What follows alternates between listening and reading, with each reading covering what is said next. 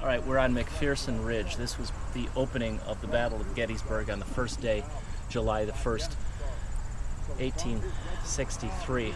And the Union troops occupied this, it's called again McPherson's Ridge. And if you notice, if you look around us, you have to the west and the north is the direction that the Confederate troops were coming.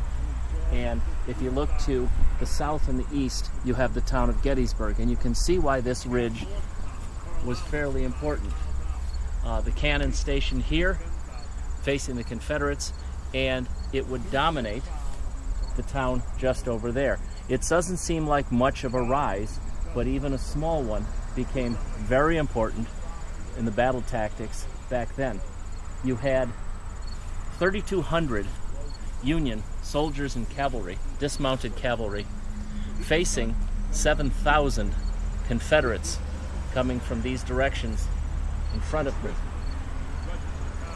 It was critically important that the Union do everything they could to delay the Confederates, because here and in the distance, where we have Cemetery Hill and some of the areas the Union eventually occupied, if the Confederates were not delayed, the Union troops were on the way, then the Confederates would have occupied all of the high ground in this entire area. And General Meade, who had just been appointed, I think we said before, 2 or 3 days earlier, would have had to attack uphill and into entrenched positions. That day, it's kind of interesting.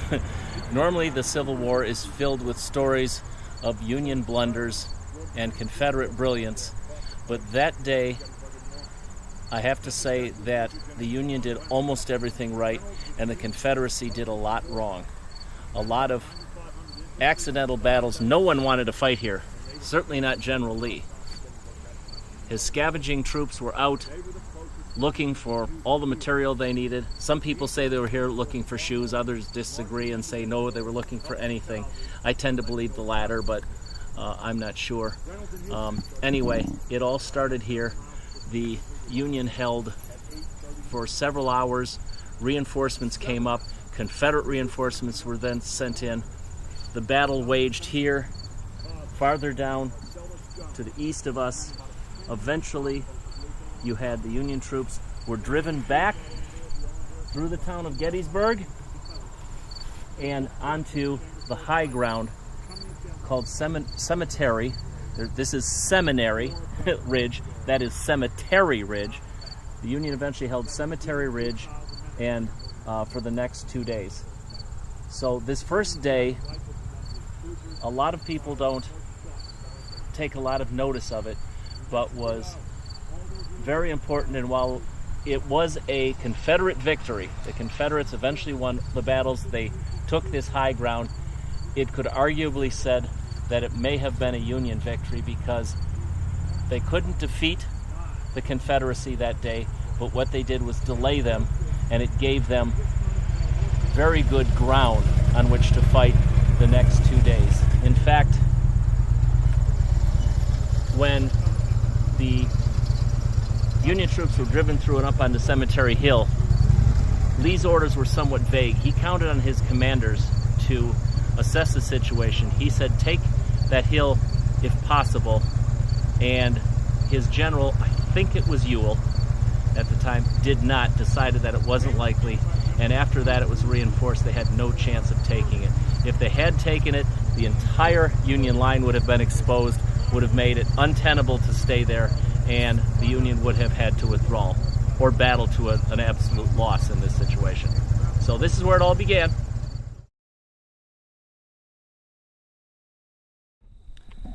Okay, so this is the Peace Eternal Memorial, erected 75 years after the Battle of Gettysburg.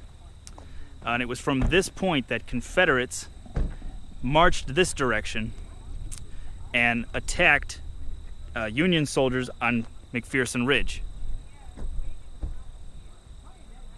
Okay, and just to give you an idea as to where we were on McPherson Ridge right there, and the town of Gettysburg is over here. You can see that observation tower right there that they built, or right there.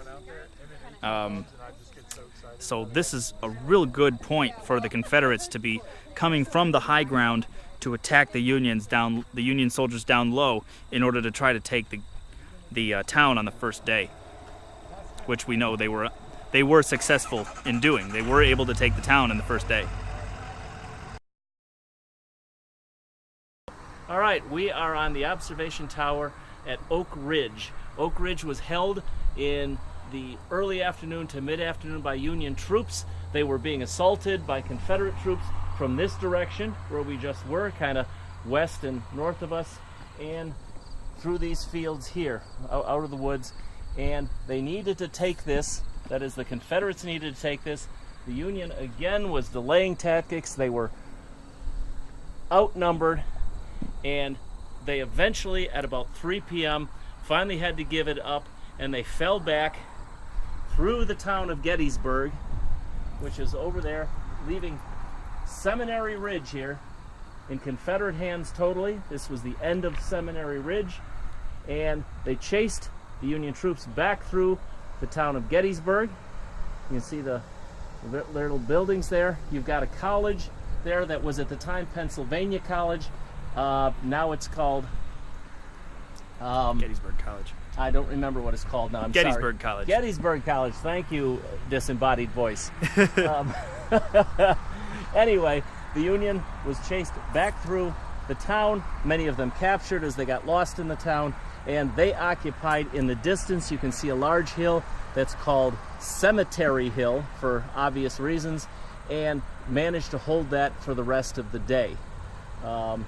It seemed, again, like I said before, a big victory for the Confederacy, and it really was. The Confederacy dominated, but the Union did a marvelous job while they were outnumbered, while Meade was bringing up the rest of his tens of thousands of troops, holding the Confederacy to just this ridge which wraps about 6 miles that way and around the town of Gettysburg, where the Union at the end of the day held this much smaller area, Cemetery Hill and Cemetery Ridge, leading to the right, that is to the south over there, to a little spot most of you have heard of called Little Round Top. So the beginning of at the beginning of tomorrow, you'll find the Union troops on Culp's Hill and Cemetery Hill, leading down to Little Round Top. The Union is here, and night is falling, and they're all trying to figure out what's going to happen the next day.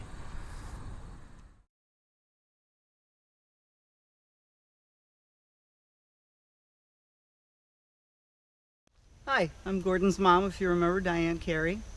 And Gordon's dad is out there standing on one of the rocks of the Little Round Top, and something interesting Big about Round Top. Big Round Top, sorry, wrong round. I got fixated on Little Round Top. This is Big Round Top. It's the big hill that was not chosen for any occupation because they couldn't fire cannons or guns through these trees. They just couldn't see. And if you'll notice the topography, the rocks, and the way this place is built, the Allegheny Mountains, the Appalachians, were formed by folding as the plates, the tectonic plates in the middle of the Atlantic Ocean, came together and the land was scrunched up. So everything rolls and it was lifted and pushed differently from the Rockies, which came up like crags from underneath. So that's why we have all these gigantic rocks, and they're all kind of rolling and pushed up against each other, and it makes extremely difficult country to come through, never mind bring your horses and your guns and big guns and everything else that you have to bring. And that is what you're facing here in Gettysburg, Pennsylvania.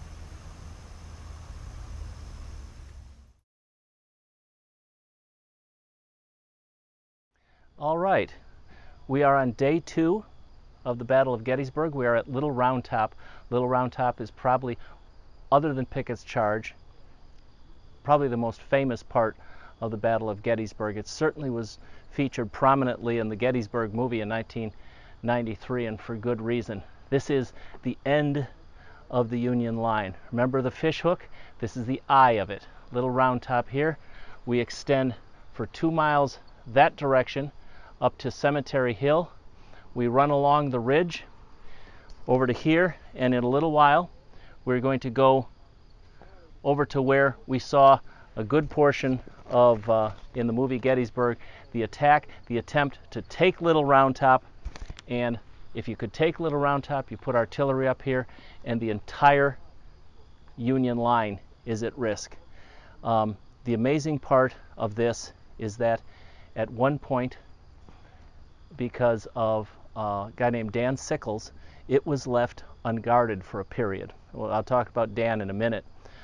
Fortunately, I guess fortunately for the Union, unfortunately for the Confederacy, a Union officer, his name escapes me, realized the importance and how vulnerable it was, rushed some men up here, not very many. The Confederates were quickly trying to occupy it also, but you can see here ahead of us how difficult this ground is. You had the Confederates in that tree line over there on Seminary Ridge, and you can imagine trying to attack through this. They did manage to hold it. They did manage to fortify it, not very strongly, surprisingly, with a few hundred men, and the Confederates attacked this direction with no success. They attacked from that direction and came very close. It was ended with that very, very famous bayonet charge, which was not a movie device. It actually happened. The gentleman from Maine won the Congressional Medal of Honor for that. Anyway, Joshua Chamberlain. Joshua Chamberlain, thank you. I didn't remember his name. He went on to quite a career, was governor and all sorts of things. Anyway, what happened was Meade had, of course, stationed his army all along this 2 miles and into the fish hook on Cemetery Hill, and of course reinforcements behind there. And just to our right, just to our north, was Dan Sickles. Dan Sickles had his corps, I think about 6,000 to 10,000 men. I've forgotten just what it was. But 2 months earlier, in the Battle of Chancellorsville, Sickles had taken his men and occupied what he thought was an important piece of high ground that allowed him a clear view of the field where he could put his artillery, and he thought that that was a very defensible, very important place, but it was not part of the battle plan. And General Hooker, who was head of the army at the time, ordered him off that piece of ground, so he moved off of it, and immediately the Confederates occupied it and did exactly what he was afraid of, put cannon up there and just tore into Sickles' corps with many killed. It was Chancellorsville was just a disaster for the Union. It was a fabulous victory for the Confederacy, where they were opposed 2-1, and they still won that battle. Lee was sort of at his high point after that battle. But anyway, Sickles was over here, and if you kind of notice the topography, it's probably the lowest point along Cemetery Ridge. He did not like that position. He saw this area over here and recognized that this is an area that should be occupied, but that was not part of Meade's plan. And Sickles, some say against orders, some say stretching his orders, he moved his men, 10,000 men, out here into what's now called the Wheatfield and the Peach Orchard. And what that did was it broke the line, and you had this line where a whole lot of men were out there without support, and it left large gaps on both sides of him. It also allowed the Confederacy, you're sitting out there, to attack him from all sides. By the time Meade realized what he had done, Sickles offered to withdraw, but withdrawing 10,000 men takes a long time. Meade rightly realized that there just was no time, so Meade had to send up reinforcements and reinforcements. The Confederates sent up reinforcements, and the battle's on the second day over here in Peach Orchard and the Wheatfield, back and forth, changing hands several times. Thousands of men died. I think somewhere in the neighborhood of 6,000 died that day. I'll have to check on the statistics there. But it was a brutal, brutal day. And some people say totally unnecessary, and yet it did exhaust the Confederacy. It also broke up Lee's plan. Lee planned to attack the Federal line in what they call echelon formation. And what echelon formation means is that you have a line, and what you do is you send one group of men forward. They attack the end of your enemy's line. As they're sending in reinforcements, you send another group, and then another. The reinforcements coming over to support, and each time you send a group in, they face a weaker, and eventually you break the line. But look what Sickles did. Suddenly, instead of a nice line for an echelon attack that Longstreet was supposed to engage in, suddenly Sickles and thousands of men are out there. And of course, you had Longstreet setting up out here for his echelon attack, and it took until about 3 o'clock. Longstreet has been much maligned for that. I don't know if that was his fault or not. And of course, it threw a real snag into things, and resulted in, again, just like Gettysburg battle itself, ferocious battles that no one planned for.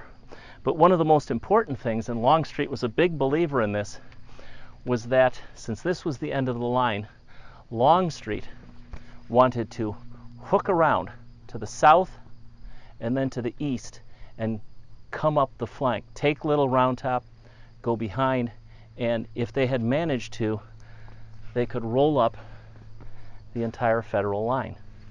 So it was a very dangerous position. Round Top was quite a critical place. Over there is Big Round Top, and you can see, despite being higher, why it never was much of a battle. It was just as wooded then as it is now. There was not time to clear all of it and use it for an effective place to put artillery. Otherwise, that would have been the battle. This was the place to be. So you had Longstreet's men attacking around the left flank of the Federals. You had them trying to come up this horrible ground.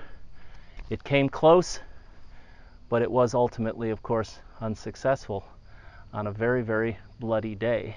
And we'll go down to the Wheatfield and the Peach Orchard in a few minutes.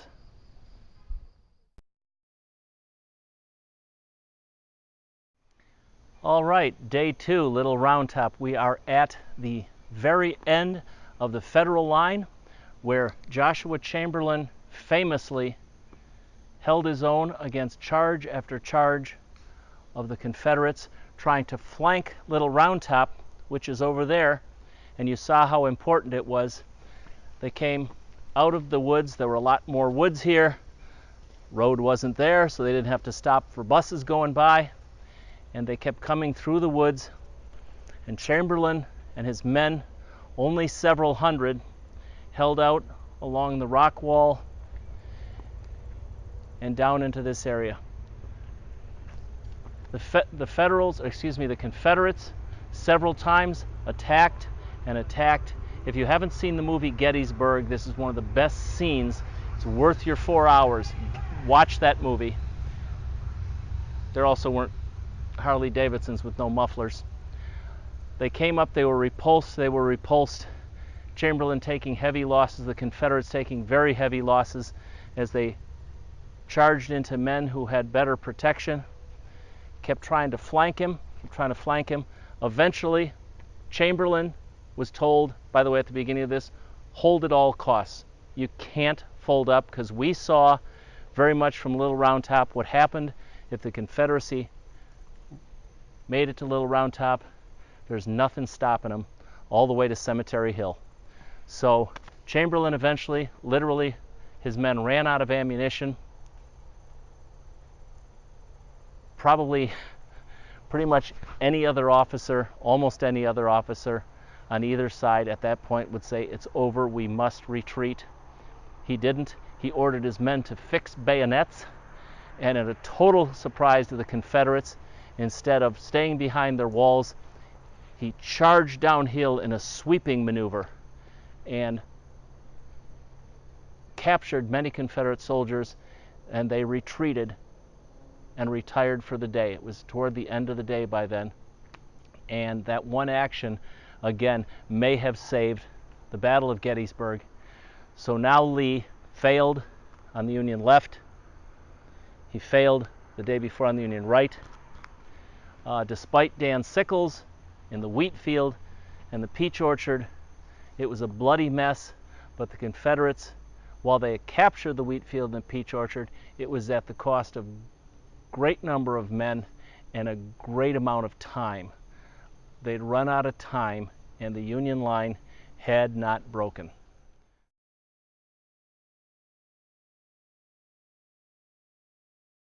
We're standing here on top of Devil's Den, which is a very popular place on this battlefield because it was so important. Devil's Den was not named, like a lot of people think, because of the ferocious battle fought here, but was actually named by the locals at some point before. It was a very popular place for picnicking and so on because it's a lovely spot and the interesting rock formation that we see around us. As you can see, Devil's Den strategically was a very important spot for both sides, commanding view of this entire area all the way over here to Little Round Top, which you can see in the distance where we were just a bit earlier.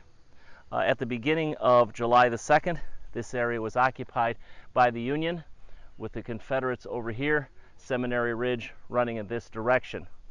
On July the 2nd, Hood's division, Confederate Hood's division, attacked from this general direction out of the woods and attacked Devil's Den, and the Union put up quite a ferocious fight for this area. Area down here, see where those rocks are down there and along here, became known as the Slaughter Pen because so many Confederates died in this area. But eventually the Union was driven off of this area, out of this area, and driven back across. Sickles' men by then were out here, and this area then was held through the next day by the Confederates and became a terrific place for sniping the battlefield and certainly sniping officers and men up on Little Round Top. It's quite a distance, as you can see, so even back then with a rifled musket, they had pretty darn good accuracy. That's a long shot even today. So this area became quite infamous for its ability to deal out death. And if you look down here, you can see that when someone was hiding in here, they were practically impregnable even to artillery, although a lot of men were killed here on the Confederate side, because up on Little Round Top they would fire cannon down here, and just the concussion, just the effect on the air would kill men. Very much like in later wars, concussion grenades thrown into caves was not killed by shrapnel, but simply by the change in air pressure. So very dangerous place for both sides, and quite an infamous and deserved reputation, the Devil's Den. Just was a very appropriately named.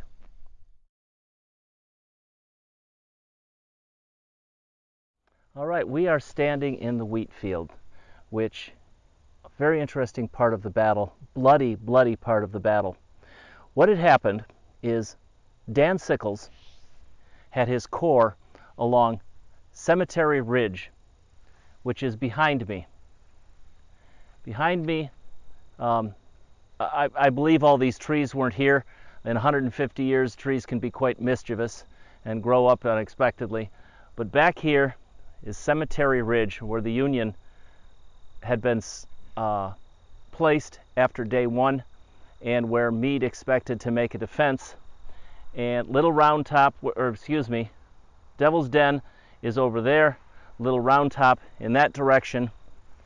Behind us, all along here, around us, is Seminary Ridge, where the Confederates were at the end of day one, at the beginning of this day, day two.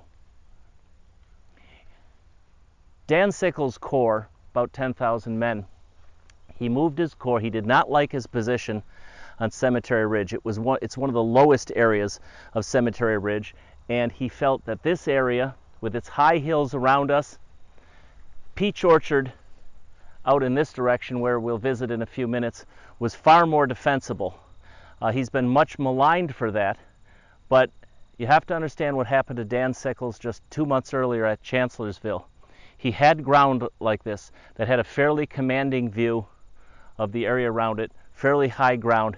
He was ordered by General Hooker to abandon that ground, which he did. He pulled back.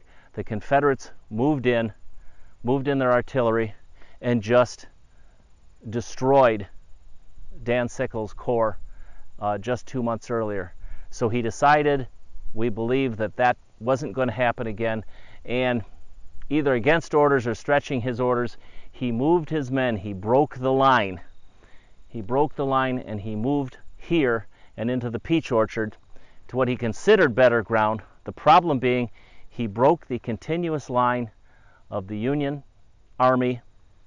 There was actually a gap between him and Little Round Top, and he was surrounded by the Confederate Army, which then attacked over at Devil's Den, where we just saw, eventually took Devil's Den. Longstreet began his attack sometime in the afternoon. Devil's Den was attacked, so they were sweeping in this direction. They were coming from this direction.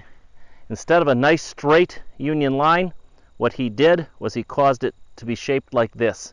And when you're shaped like this, you can be attacked from 3 directions. By the time Meade found out, it was too late to withdraw all these men. 10,000 men take hours to move, so instead he had to keep reinforcing this area. And this became one of the bloodiest areas of the battle. This and Pickett's charge, this Wheatfield, and it's kind of cool that you have these weeds here, because you get a feeling for it being much like this. The wheat probably taller than these weeds are. This field changed hands 6 times, with casualties here and in the Peach Orchard mounting to the thousands. It was just a field strewn with blood. And eventually what happened was, through the day, the Confederates pushed and pushed, and the Union Army had to back up after defending ferociously this field and the Peach Orchard, and eventually fell back right to where they started on Cemetery Ridge.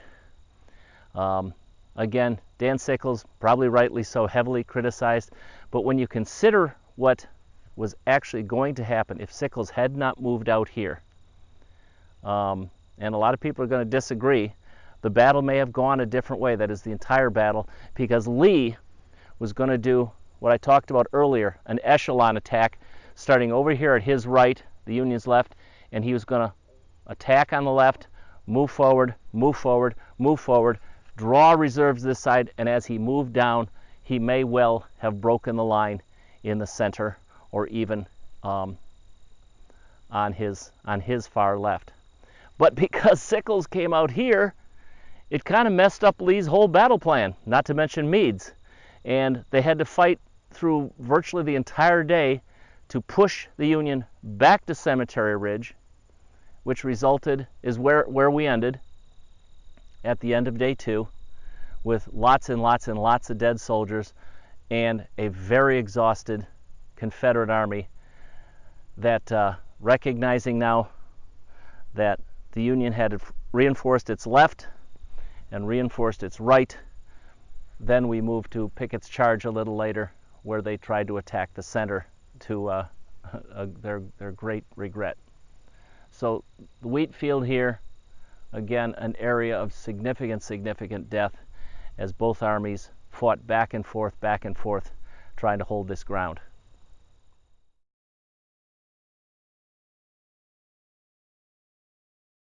All right, we are now standing in the Peach Orchard. This was sort of the point of Sickles' line. Sickles moved off of Cemetery Ridge into a position that he thought was far more defensible. Note the high ground here. 2 months earlier, at Chancellorsville, Sickles was forced to give up ground like this by his commander, General Hooker, and as he left this ground very much like this. The Confederates moved cannon on top of it and shredded Sickles' corps. So without orders, or at least stretching his orders, Sickles moved off of Cemetery Ridge from his position about 3/4 of a mile over here and extended his line through the Wheatfield and up to the peach orchard and placed his cannon here. Cemetery Ridge is to the west, and around us he was surrounded on 3 sides and, guess what, attacked on 3 sides. He repulsed an early attack late in the afternoon of July the 2nd using canister. If you don't know what canister is, instead of solid shot, you have canisters of anywhere from 10 to 30 balls, and when it comes out of the cannon, it's like a huge shotgun. He repulsed an early attack about 5:30, but then he was attacked, I believe, from this direction, and eventually, in a very bloody affair, much like the Wheatfield, driven from the peach orchard and back toward Cemetery Ridge, the Wheatfield, and so on. So this was kind of the farthest that the Union line extended. As he fell back, he was reinforced by General Meade, and the Battle of the Wheatfield, back and forth, still eventually through the day collapsing, but by then it was late in the day, darkness was falling, and the very, very bloody day 2 was over, setting stage for yet another bloody day on July the 3rd.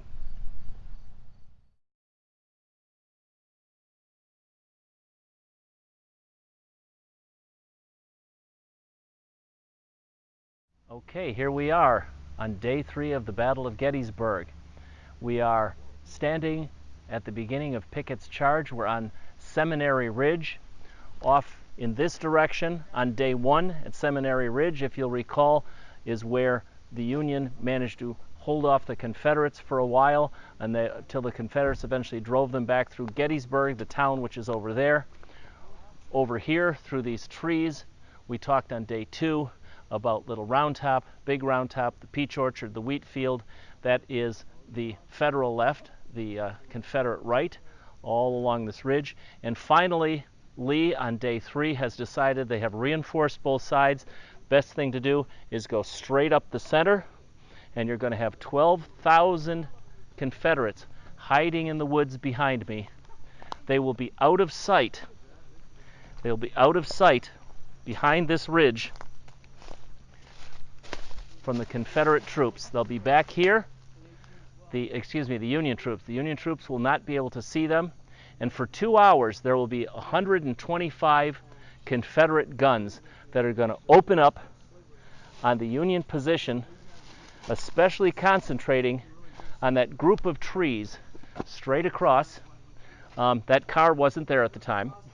I think it's just moved in like in the late 1870s.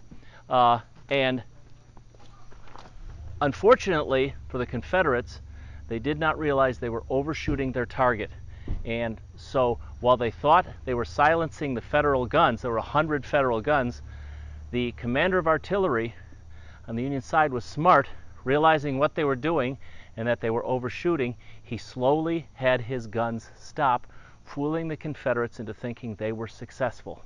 So after a 2-hour bombardment, you had, picture this, 12,000 Confederate troops across this line, out of sight, put their bayonets in on a sunny July 3rd in the heat, and all at once the guns silenced and they marched out to the top of this ridge and started moving for a full mile toward the Union line, which was very reinforced.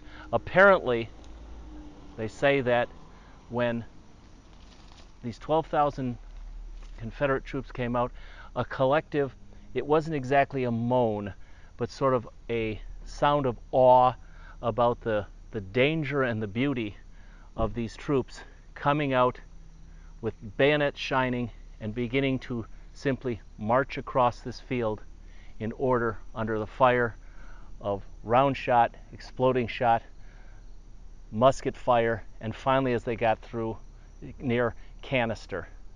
And it's my hope that I'm going to walk Pickett's charge today, that is the same thing that they walked, and get an idea of what it felt like.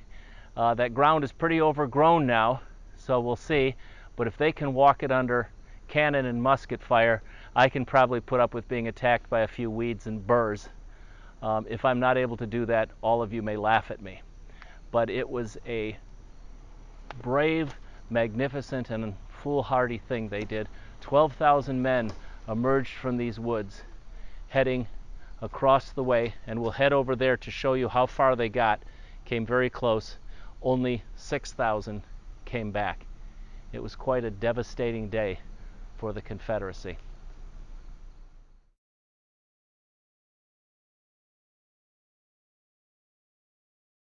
All right, this spot is a very interesting spot because it is the end of the Confederate hopes for a nation, I think, in reality. Even though the war went on for 2 more years, this was their best hope, to have won this battle, threatened Washington, and forced a peace. Pickett's charge ended in that grove of trees, the high water mark, which we've already shown you. And as I said earlier, 12,000 men went out, 6,000 came back. It was a devastating loss for the Confederacy, and Lee rode to this spot to greet his men as they were coming back. His men worshipped him, even after a loss like this, and Lee told his men, "This is my fault, this is all my fault." And of course the men disagreed. You saw in the movie, I don't know if that part's true, that the men were offering, "Let us do it again, let us try it again." I wouldn't be at all surprised. I'll tell you, men were men then. And Lee, of course, knew that that would be futile. So Lee regrouped back on Seminary Ridge behind us, where everything started along this line, and he waited for, and I think hoped for, a Union counterattack. He hoped that Meade would make the same mistake he just made, and that is attacking troops that are well entrenched, well fortified, with lots of cannon. But Meade didn't take the bait. Meade did not attack. He sat there. Lee eventually realized it after a day, and the next day he began his withdrawal with all of his booty, as we said, tremendous supplies that would allow his army to fight on. Lincoln was enraged with Meade for not pursuing Lee and finishing him off.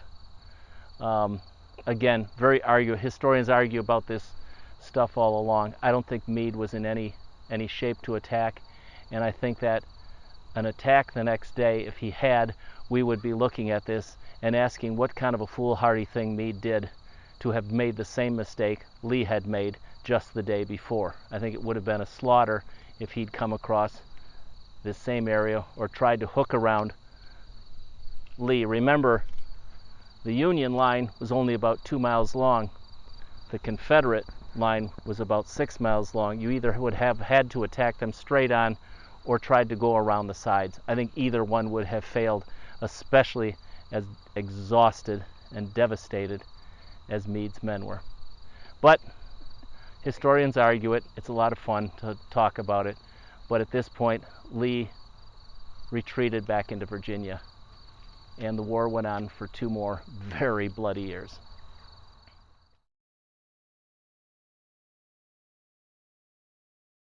Okay, everybody, here we are. It's the 3rd day. You might remember me.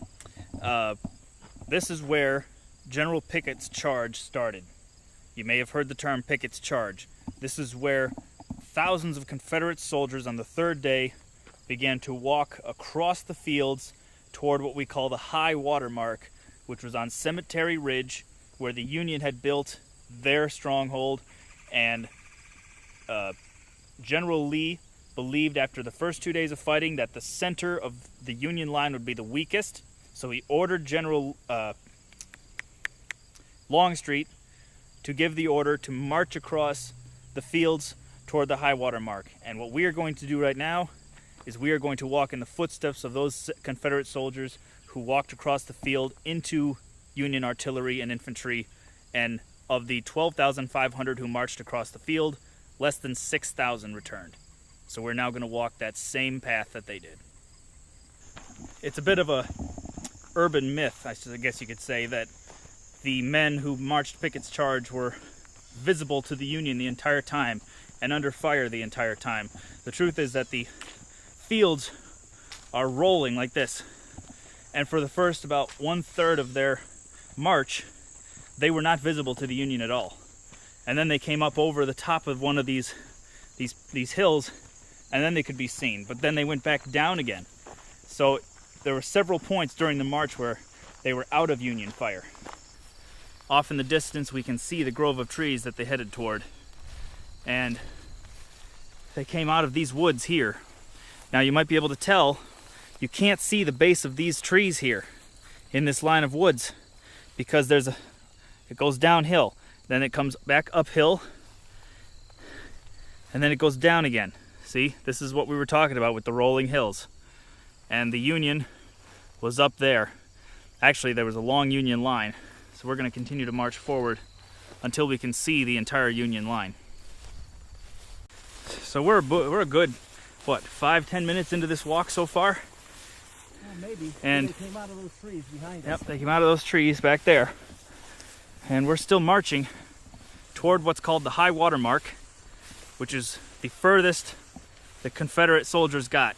Of the 12,500 men who began the march, only about 1,500 made it past the Union line, all of whom were either shot or captured. And then most others died along the way. And then less than 6,000 eventually turned back and returned to General Lee. So at this point, I believe they would be back hidden again from Union artillery. But this fence was here at the time, or at least one like it. The National Park Service has done a tremendous job of restoring the battlefield to the way it was back in the day. They spent the last 20 years restoring it. You notice we cannot see the wall or anything on the Union side. Yes. Directly that way is going to be a stone wall where the Union was lined up with the cannons. Well, so he said like 150 cannons? 150 on the Confederate side, approximately 100 along the line, all the way from Cemetery Hill all the way to the Round Tops. You can see the top of Big Round Top right there. And the Confederates were being fired on all the way from there, way over to Cemetery Hill, way the heck over there. So now we're gonna jump this fence. You're gonna. Carefully. Woo! Imagine doing this in a wool uniform, carrying a gun, and all the other stuff they carried.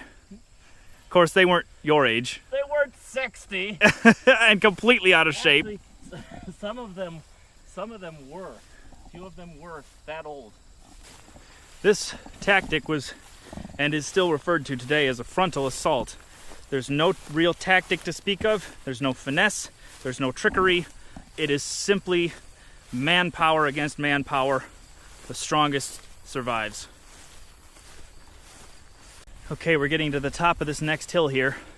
And as we crest this hill and hit this fence, we're going to be back under Union artillery fire, which at this point would be switching to what's called canister, which is basically turns the cannon into a giant shotgun. They put a giant can full of metal balls into the cannon and shoot it out. It's got a range of about 400 yards. And of course the cannonballs, the balls spread and tear men to pieces.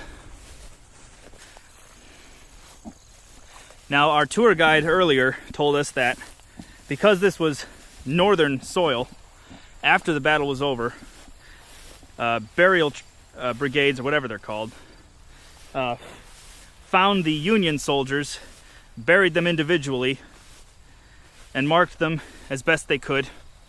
Confederate soldiers, on the other hand, were simply thrown into mass graves right on the battlefield, basically where they dropped. And then later, a group of charity workers from the South came back up here, dug them up, and brought them back down south to be buried in individual military graves. However, there's very wide speculation that they did not all get dug back up because the Northerners didn't care that much and didn't take great care into marking the mass graves. So it is very likely that there are still Confederate soldiers buried in this very field we are walking across. Okay, so we found the path that has been mowed down by the Park Service for those who want to walk it with relative ease.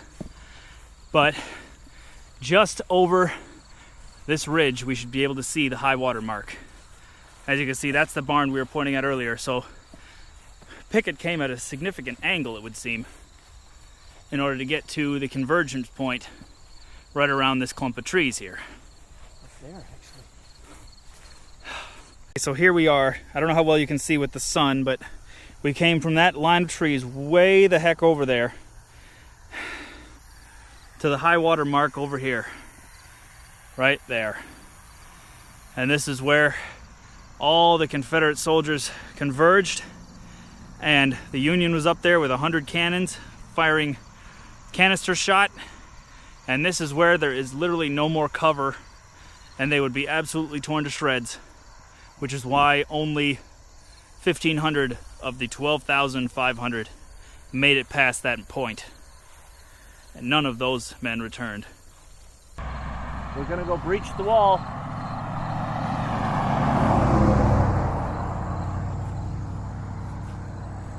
I don't think they had to wait for cars back then. Probably not. Battle would have stopped and everybody would have watched. What is that?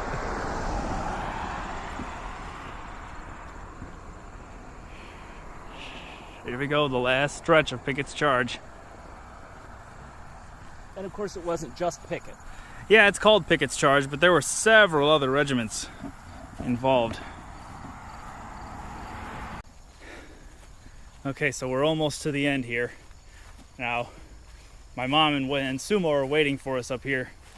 For some reason, I don't know why she wouldn't agree to shoot at us as we were coming up for the little bit of realism. I don't know why she wouldn't agree to that, but she wouldn't. Notice this monument over here, the soldier holding his rifle like a club, because there just wasn't time to reload as the Confederates came over the line, it was hand-to-hand fighting with clubs, knives, anything they could do, rocks, until the Union troops were reinforced and all the Confederates that breached this line were captured or killed. Yes, I've said 1,500 a couple of times, but I might be off on my numbers here. Don't quote me. I'm definitely not a professor in this I field. think it was just a couple of hundred, maybe 150, but there were 1,500 that made it as far as this fence, I believe. Okay, that might be it. I think that So was it might the be number. 150, but I do know that all the Confederates that got over this wall were either shot or captured after they crossed over. So we are almost there. Oh look, they got stairs for us. Surrender, Yankees.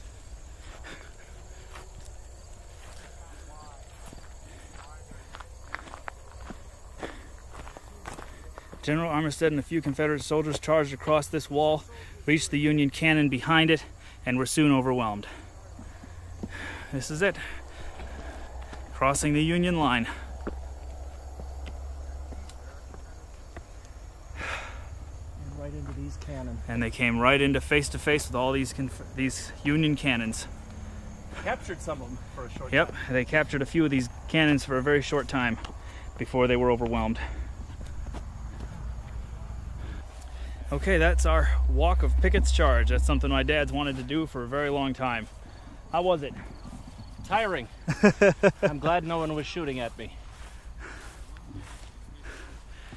All right, we'll see y'all wherever we stop next. Okay, everybody, that concludes our Gettysburg Battlefield historical tour, I guess you could say. We are back at the campground now. We arrived 7 minutes ago. And yeah, we're leaving tomorrow, heading back to Michigan. So I know this video was definitely not my traditional style, but there was a lot of information that you really have to have in order to appreciate it all. So I I think it was good. I'm hoping it comes out well in editing. You already know whether or not it did. So anyway, we're just going to hang out here, watch a movie probably, and have some dinner, and just relax for the evening, and then head back on to Michigan. So I hope you all enjoyed it. Follow us on Facebook, facebook.com/RamblinMichigander. We'll see you all next time.